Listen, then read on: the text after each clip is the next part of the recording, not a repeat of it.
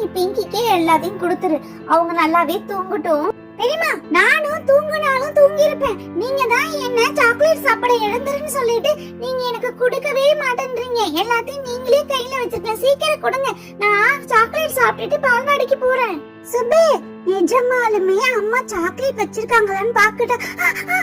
ஐயோ, chocolate chocolate அங்க பாரு சுபே, ஒரே பெரிய கிண்ணத்துல நிறைய வச்சிருக்காங்க சாக்லேட். நிஜமா தான் சொல்லிருக்காங்க. எழுந்திரு சுபே. என்னடா சொல்ற பாப்பு? ஆமாண்டா, இது என்ன பெரிய கிண்ணத்துல நிறைய இவ்ளோ சாக்லேட் வச்சிருக்காங்க.